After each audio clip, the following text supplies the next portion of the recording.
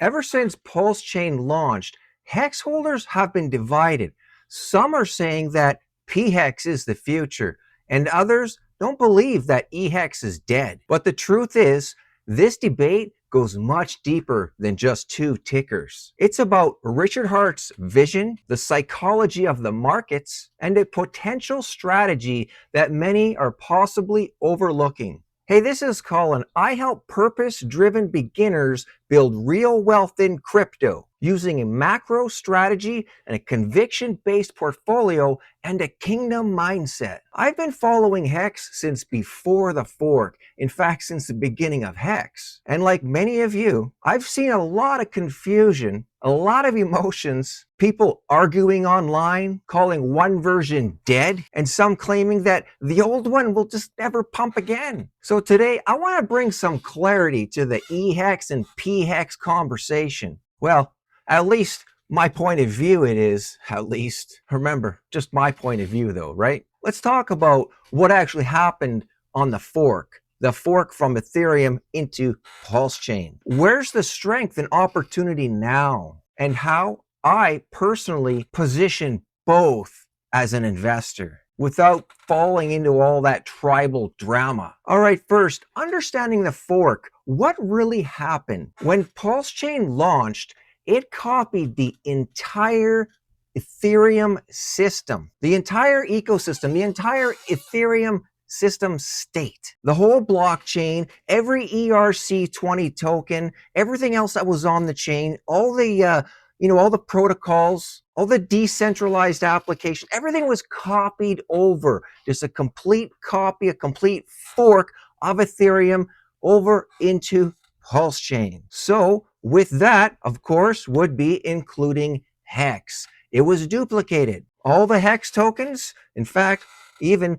all of the HEX that was staked, everything was copied, everything was duplicated, and you now had double copies. You had your original HEX that was on Ethereum, but then you also had the HEX that was on PulseChain. That became PHEX.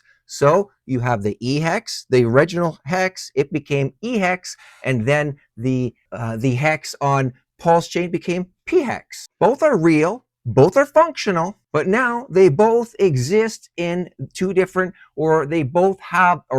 ecosystems. You have the Ethereum HEX on Ethereum, and if you wanted to stake the EHEX, well, you're staking it on Ethereum. You cannot stake the EHEX on the PulseChain. But if you want to stake HEX on PulseChain, you're going to be staking the PHEX on PulseChain. They even have two separate liquidities. They even have two separate communities now, almost, right? Really, they shouldn't, but there kind of is. There's a little bit of that divide, right? And somewhat two different gas structures, because if you got Ethereum HEX, the EHEX over on Ethereum, well, you've got those Ethereum gas fees that you got to worry about, right? And then over on PulseChain, you have Pulse gas fees, which is like, super, super, super cheap, right? It's like absolutely nothing, right? So that's really good. So yes, EHEX on Ethereum trades on Ethereum. PHEX is on PulseChain and trades on PulseChain. But hey, check this out. This is the thing. Yes, PHEX is the native HEX on PulseChain, but you could also buy EHEX on PulseChain as well. It's the bridged version of the Ethereum HEX. So you have that forked version of HEX, and you also have the bridged version of HEX, both on PulseChain. Now, what's the purpose? Now, what's the point? You're not going to be able to stake the EHEX on PulseChain either. Like, what are you going to do with it? What's it all about? Well, it's pretty much there for speculation, right? We could buy it because it's the same one as it is on Ethereum. So if you just want to buy HEX, hold it, or EHEX and hold it just for speculation of the price that's going to happen, whether it's on Ethereum blockchain or on the Pulse blockchain. You can buy that EHEX, have it on the Pulse chain for the super, super cheap gas fees. So yes, some people are speculating on EHEX. Don't believe that it's actually dead or dead yet or will die. Who knows? But the point is that people, yes, are speculating on the EHEX, buying it and holding it. And I, for one, I am too. Yes, absolutely. But guess what I'm doing? You see, I'm buying it and holding it on the PulseChain is where I'm holding it. Why do I want to buy it and hold it on the Ethereum blockchain? I'm not buying it and staking it on the Ethereum blockchain. So I'm personally just buying it and I'm holding it on the PulseChain. That way, the gas fees are super, super cheap. I mean, why not? That's me. That's personally what I'm doing. And as well as other people I know as fact are doing that too, right? Because you never know. That version, the EHEX, it could also surprisingly take off and explode just as easily as any of the other Richard Heart core tokens on PulseChain. So what's my opinion? What do I think? Well, I think that, hey, yes, people are asking, they want to know, which hex should I buy? Even beginners, even newbies, people that are coming to PulseChain, hearing about hex for the first time even, and asking, because I've seen the comments, I've seen the questions, I'm confused. I see two different hexes. Which one am I supposed to buy? Which one do I buy? What do you think? What should I do? Well, this is what I think. Not financial advice either, by the way, but why not have them both, right? That's the way I see it. I'm collecting on both.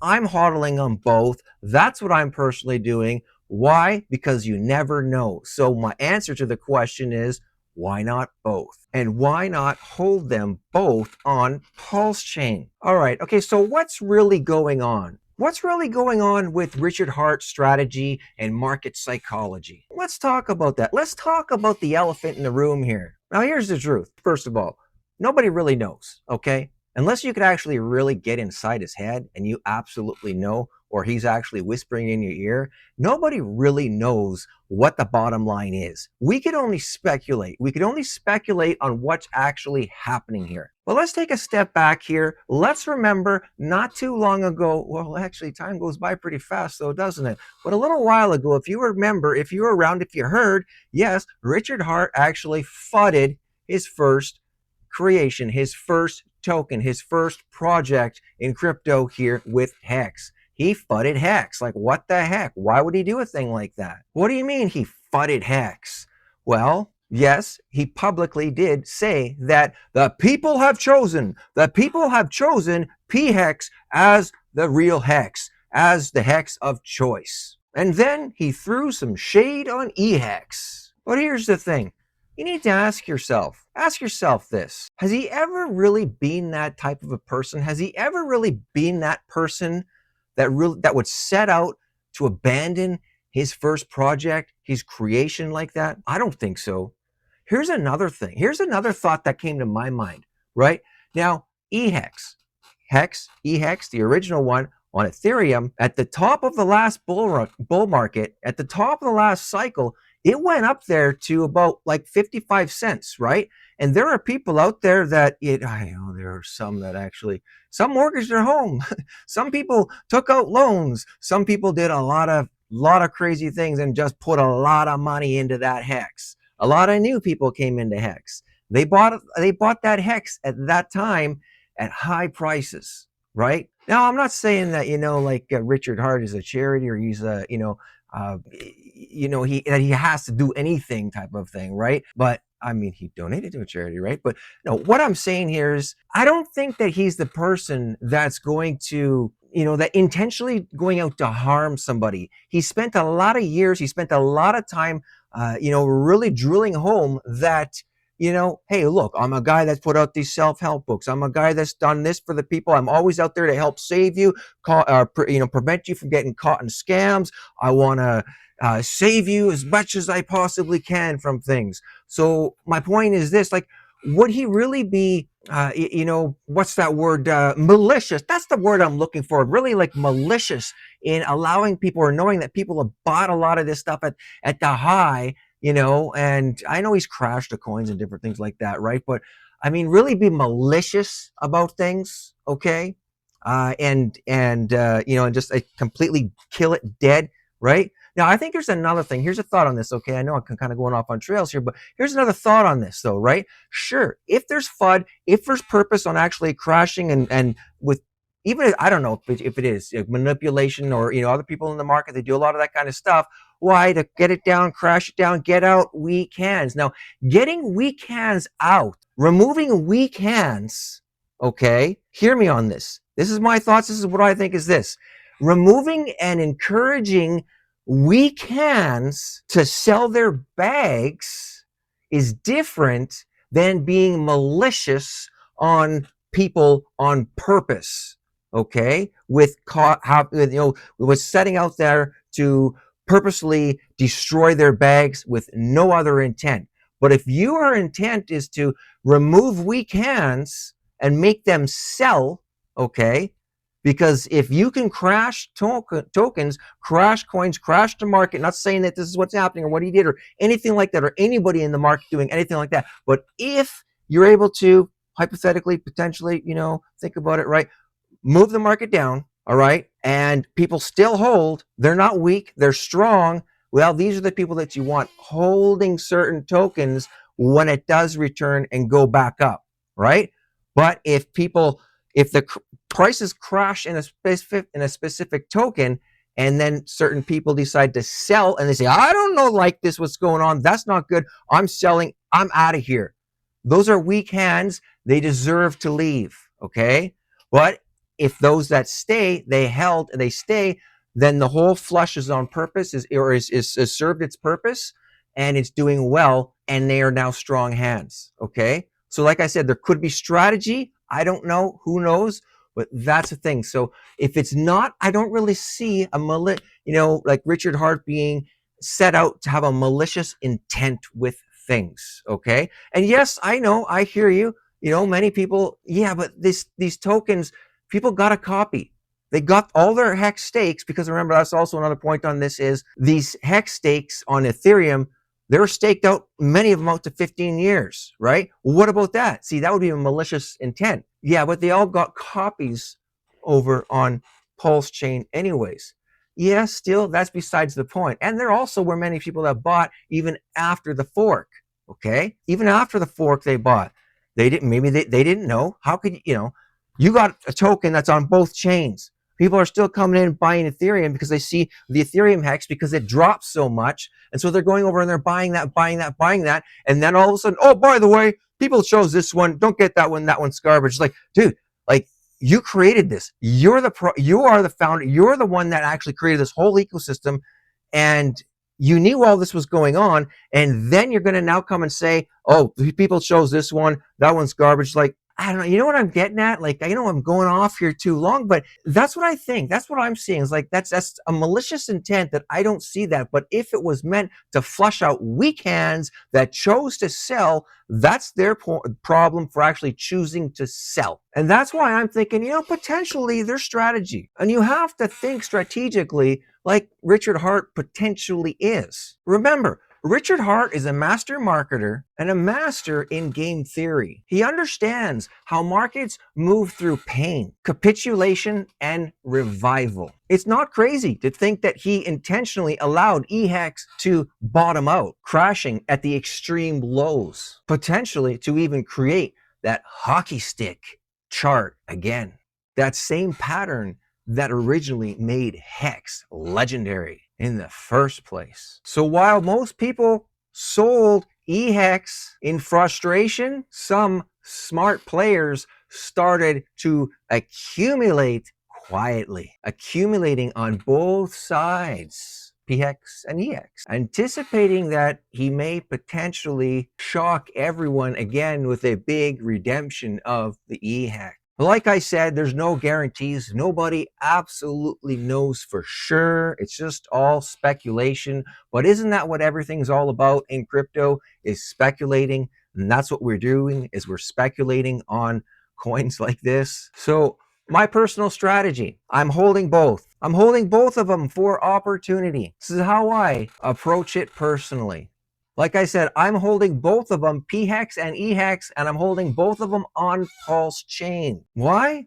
Well, because the gas is super cheap. That's why, you know it. PulseChain is working great. PulseChain is a fantastic blockchain. It's just the fact is nobody really knows. Nobody's actually really using it to the fullest potential that it could really be used. Nobody's building, on it as, there's not huge developments like there should be, right? Because of all the gatekeeping of PulseChain and everything.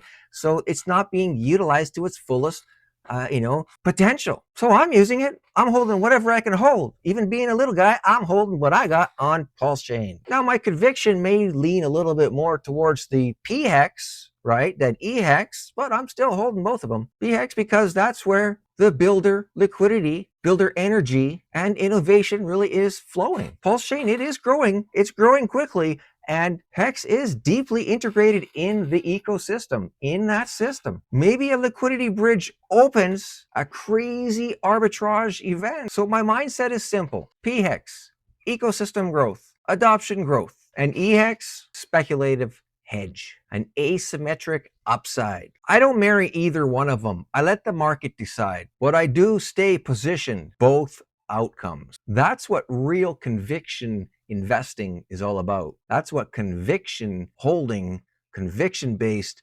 portfolio investing, that's what it looks like. Conviction, clarity without emotion, flexibility without fear. Here's another bonus perspective. It's bigger than HEX. Ultimately, whether it's PHEX or EHEX, both are just micro parts of a much bigger macro picture. When liquidity expands, both will rise. When liquidity tightens, both will bleed. We've seen it before, right? So it's not really about which one is going to survive. It's about when you're positioned within the broader crypto cycle. And that's why I always teach people to zoom out, study macro liquidity, and use frameworks, not emotions, to make decisions. If you want to learn how to invest strategically, not emotionally, in projects like HEX, PulseChain, and other altcoins, grab my book, The Crypto Wealth Playbook. It's the blueprint that I wish I had when I started, showing you how to time the markets, timing the market cycles, structure your portfolio, and build conviction without confusion. Grab it now at cryptocolin.com. So if you found value in this content, you know what to do. You know what? I'd appreciate it if you did. Smash the like button, drop me a comment down below and let me know what your thoughts are. And if you're not yet subscribed, well, you do that too. Click subscribe and the bell so you're notified when the next video is out for you. In the meantime, I've got I got some more videos right about here that I believe it's a playlist. I believe you're going to find some value in this playlist here as well. So I'll be over there. See you there, and bye for now.